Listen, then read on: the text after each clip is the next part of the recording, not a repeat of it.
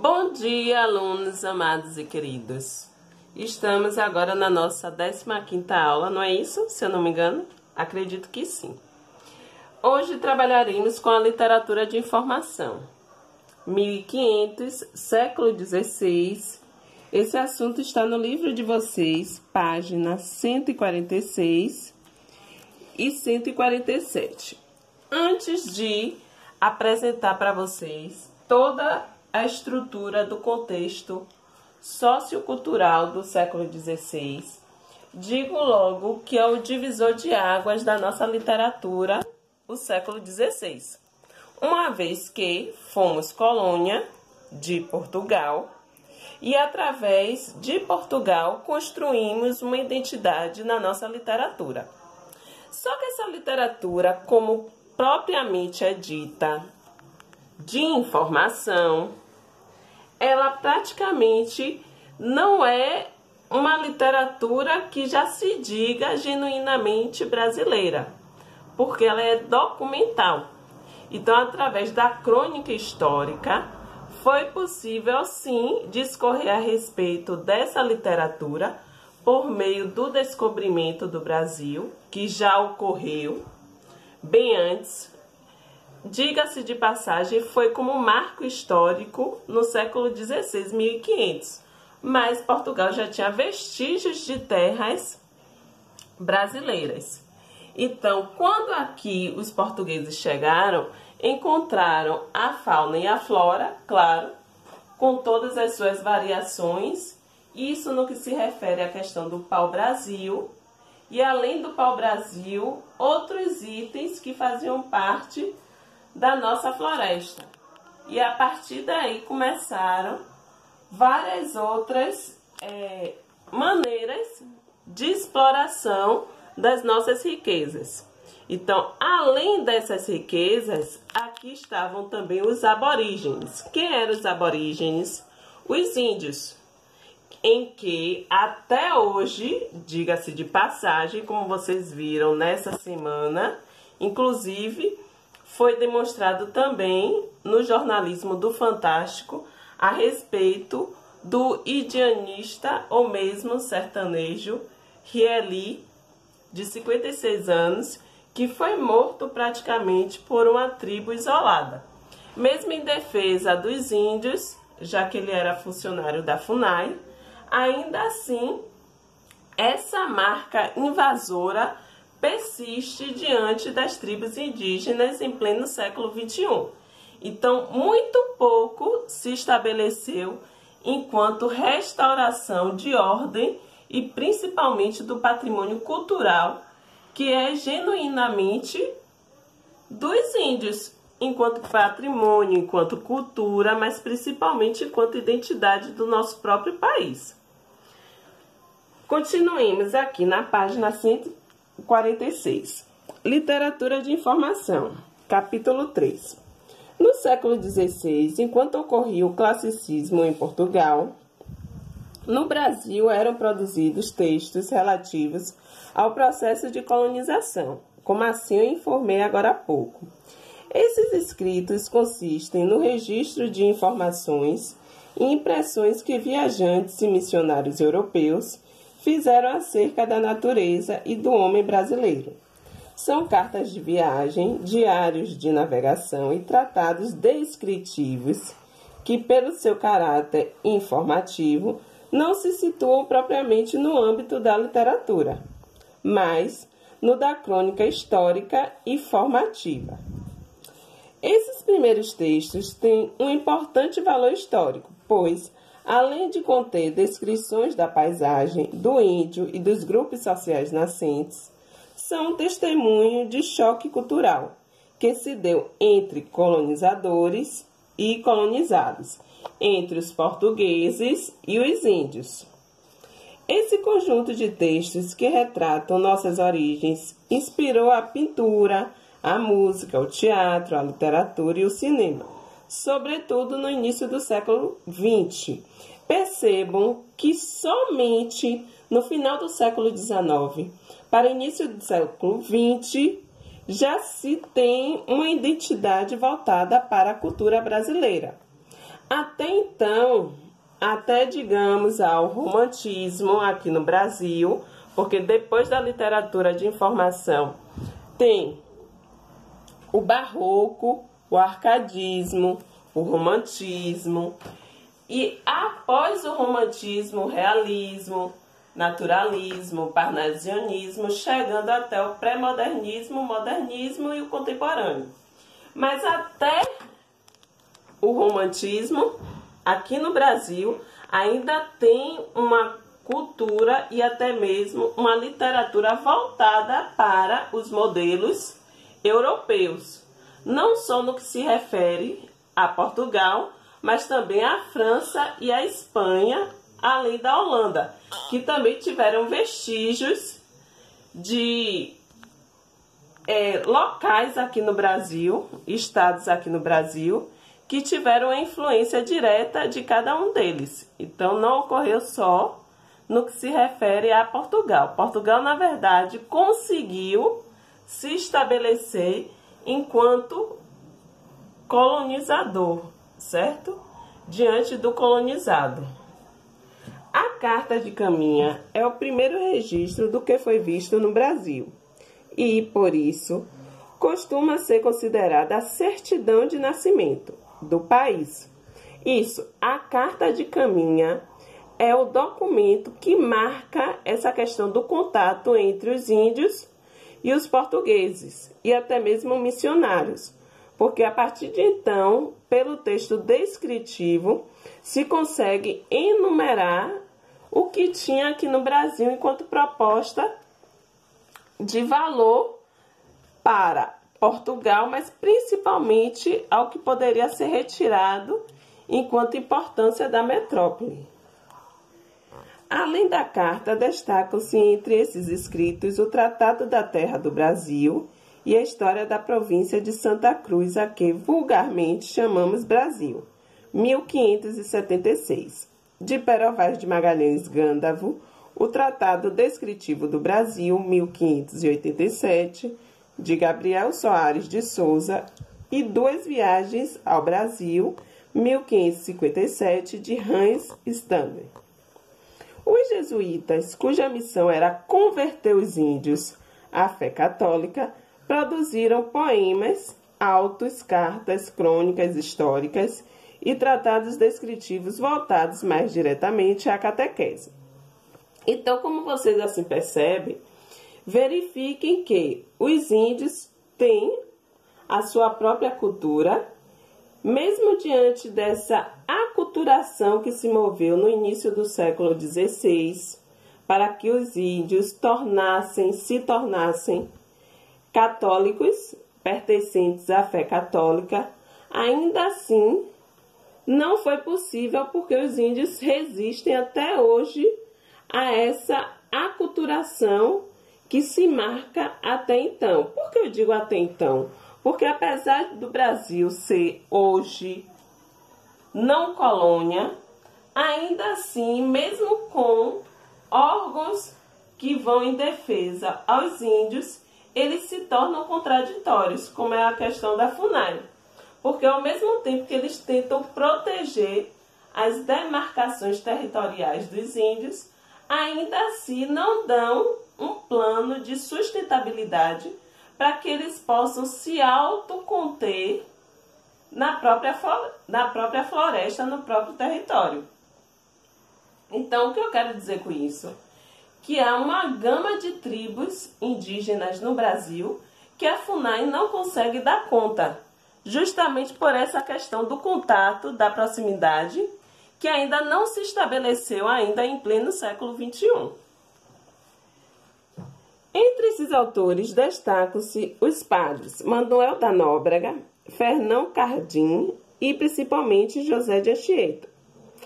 Agora eu vou comentar um pouco sobre Pero Vaz de Caminha e Pero de Magalhães Gândavo. Supõe-se que Pero Vaz de Caminha tenha nascido na cidade do Porto em 1450 e morrido no ataque dos mouros à feitoria portuguesa de Calicut, na Índia, em dezembro de 1500.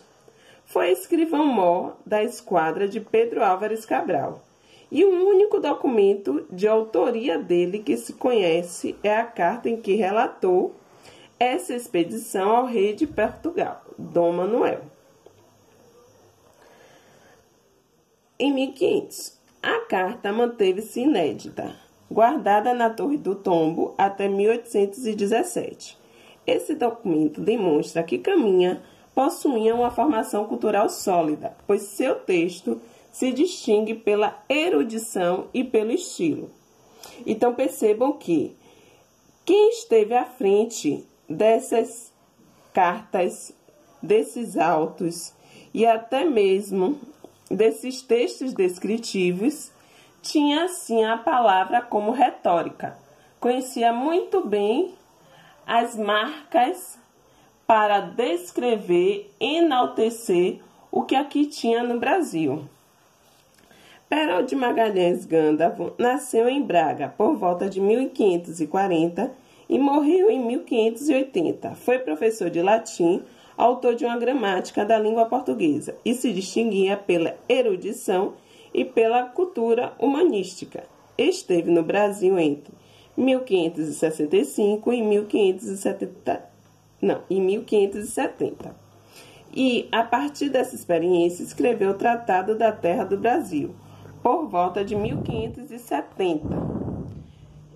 E História da província de Santa Cruz, a que vulgarmente chamamos Brasil, 1576.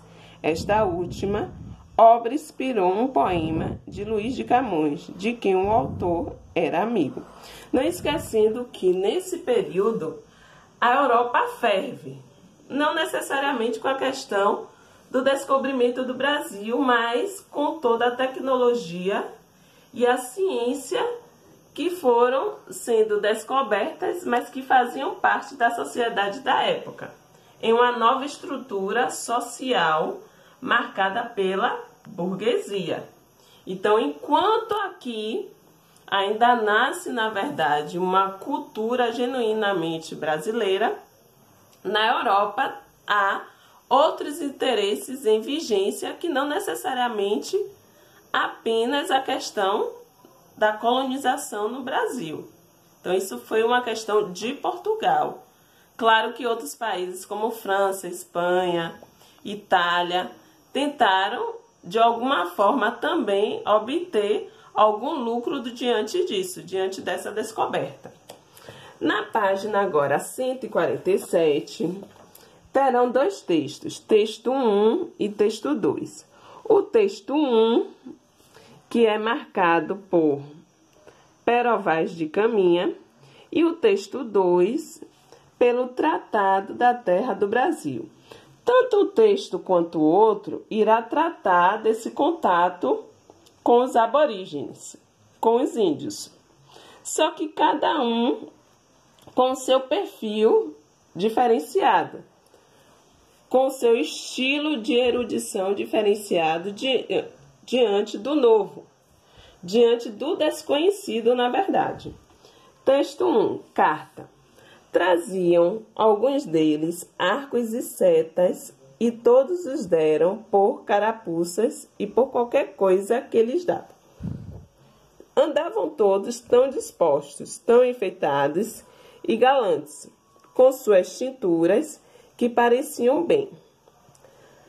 Acarretavam dessa lenha quanto podiam, com muito boas vontades, e levavam-na aos batais. E andavam já mais mansos e seguros entre nós do que nós andávamos entre eles. Quando saímos do batel, disse o capitão que seria bom irmos direitos à cruz, que estava encostada a uma árvore junto com o rio, para se erguer amanhã, que é sexta-feira, e que nos puséssemos todos de joelhos e a beijássemos, para eles verem o acatamento que lhe tínhamos. E assim fizemos. E a esses 10 ou 12 que aí estavam, acenaram-lhe que fizessem assim, e foram logo todos beijá-la. Beijar quem ou o que? A indicação acima, quando saímos do batel, disse o capitão que seria bom irmos direitos à cruz, que estava encostada a uma árvore junto com o rio, para se erguer amanhã, que é sexta-feira, e que nos puséssemos todos de joelhos e a beijássemos. Beijou o que ou quem? A cruz, como sinônimo de exaltação da fé cristã, como representação de Cristo. Parece-me gente de tal inocência que, se a gente os entendesse e eles a nós, que seriam logo cristãos, porque eles não têm, nem entendem em nenhuma crença, segundo parece. E, portanto, se os degradados que aqui hão de ficar aprenderem bem a sua fala e os entenderem, não duvido, segundo a santa atenção de Vossa Alteza, fazerem-se cristãos e crerem na nossa santa fé, a qual praz a nosso Senhor que os traga, porque, na verdade, esta gente é boa e de boa simplicidade, e gravar-se-á neles ligeiramente rostos como a bons homens. E ele que nos por aqui trouxe, creio que não foi sem causa. E, portanto, Vossa Alteza, pois tanto deseja acrescentar na santa fé católica, deve cuidar da sua salvação. E praz a Deus que com pouco trabalho seja assim. Então percebemos já, diante desse contexto, que há um contato com os índios em prol da catequização deles, diante dos símbolos que marcam a fé cristã católica, como é o caso da cruz, certo? Como uma reverência ao nosso Senhor, diante da ingenuidade, digamos assim, dos índios ao vê-los enquanto novidade, porque o índio passa a ser novidade para o branco, para os portugueses, mas também os portugueses passam a ser o novo para os índios, uma vez que até então índio não via todo aquele paramento de vestimenta, de calçado, de objeto nos corpos que até então eles utilizavam sem nenhum adereço, todos nus. No texto 2. Nesse primeiro texto, vocês viram o contexto que foi dado por Caminha nessa carta. Nesse segundo texto, vocês irão ver o olhar de Gândavo diante dos índios, da condição e costumes do índio da terra. Quando estes índios tomam alguns contrários, se logo com aquele ímpeto os não matam, levam-nos vivos para suas aldeias, ou seja, portugueses ou quaisquer outros índios, seus inimigos. E tanto que chegam às suas casas, lançam uma corda muito grossa ao pescoço do cativo para que não possa fugir. E armam uma rede em que durma e dão-lhe uma índia moça, a mais formosa e honrada da aldeia. Esta índia tem cargo de lhe dar muito bem de comer e beber. E depois de o terem desta maneira 5 ou 6 meses, ou o tempo que quiserem, determinam de o matar. Aquele que o há de matar, empena-se primeiro com penas de papagaio de muitas cores por todo o corpo. Há de ser este o mais valente da terra e mais honrado. Traz na mão uma espada de um pau muito duro e pesado com que costumam matar. E chega-se ao padecente dizendo-lhe muitas coisas e ameaçando-lhe sua geração, que o mesmo há de fazer a seus parentes. E depois de o ter afrontado com muitas palavras injuriosas, dá-lhe uma grande pancada na cabeça para tomar os miolos e o sangue. Tudo, enfim, cozem e assam, e não fica dele coisa que não comam. Isto é mais por vingança ou por ódio que por se fartarem.